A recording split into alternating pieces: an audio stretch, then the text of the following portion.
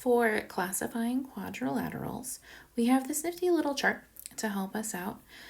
So we know that a quadrilateral is any closed shape with four sides. So closed meaning that the sides go all the way around and there's no like opening. An opening would look something like that. Where it does not make its way all the way to an enclosed shape. So any closed shape with four sides is a quadrilateral.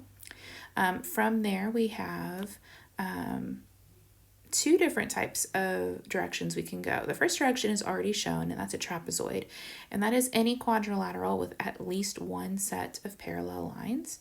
That's going to be a trapezoid. So we have this and this are two parallel lines. So if there's at least one, if there's one set, that's a trapezoid. Now there is a quadrilateral that does not have any parallel lines, and that is called a kite. So go ahead and draw a little arrow. We're going to add to our chart.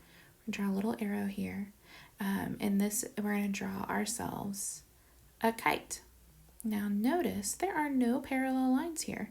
Now what is special about a kite though is that you have two sets of equal length sides, and we demonstrate that by drawing these little notations here. So I'm going to draw one little line and one little line, and that means that these two sides are the same length. And then I'm going to draw two lines on the longer ones, and because they have the same number of lines, it's saying that they are the same length. So this is a kite. Okay, so remember that, and that will come up on your worksheet, that a kite has two sets of equal length sides, but they're not parallel. Now a trapezoid has one set of parallel lines, and on your worksheet that's noted by these little triangles. The little triangles mean that that those two lines are parallel to each other. The lines mean they're the same length, but the triangles, those little arrows, mean that they're parallel. Now, if a quadrilateral is a trapezoid, it could also be a parallelogram. A parallelogram is a quadrilateral with two sets of congruent equal sides.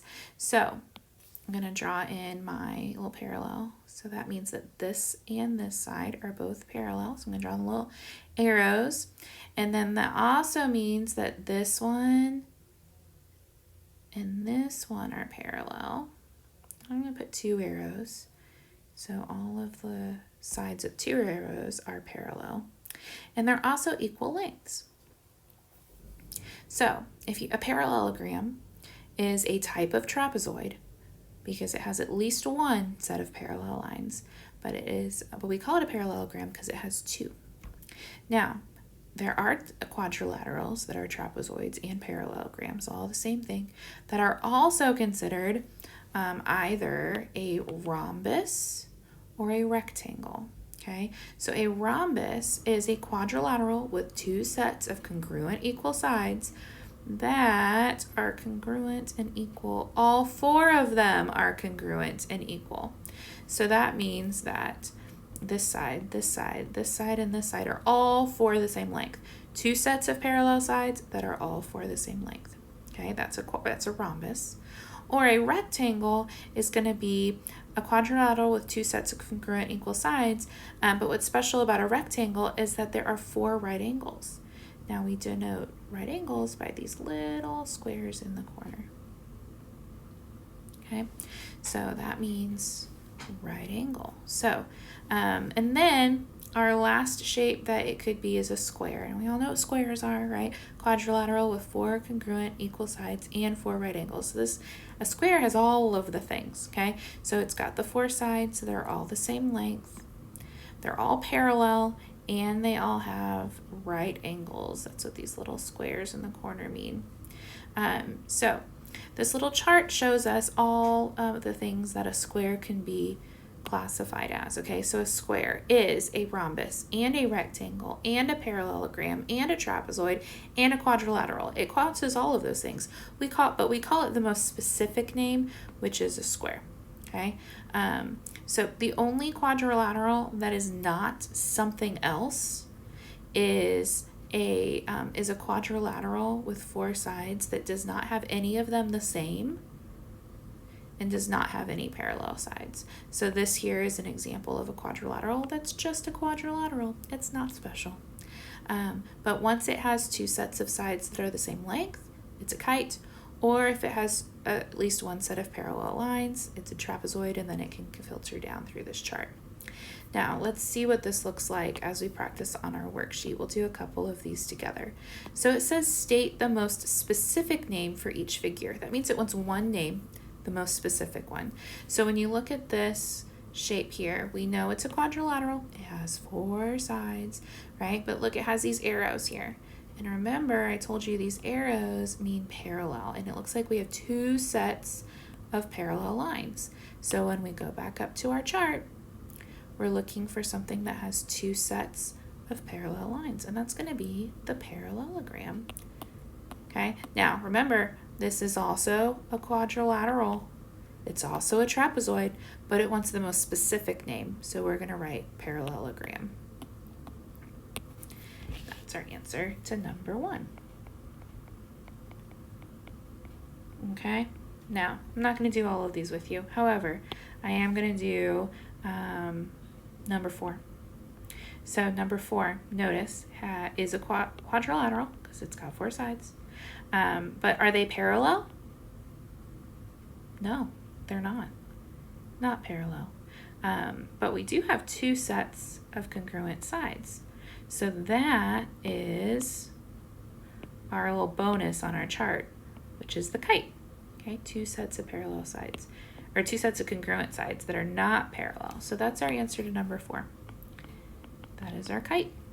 Okay, now, so you're going to do that for numbers 1 through 12. You're going to label the most specific name. Now, when you get down to the bottom, 13 through 18, it wants you to state all of the possible names for each figure. So not just the most specific, but all of them. So let's do number 13 together. So number 13, notice we have 4 sides. They're all the same length. They all angles are 90 degrees, and they're all parallel. Okay, so when I go back up to my chart, that looks like a square to me. So that means that, but that also means that it is a rhombus, and a rectangle, and a parallelogram, and a trapezoid, and a quadrilateral. It's all of the above, okay? So I'm gonna type it instead of writing it because that makes more sense. But I want you to see that the answer is all of them, right? So we've got a quadrilateral. We've got a, what was next? Trapezoid. We've got a parallelogram.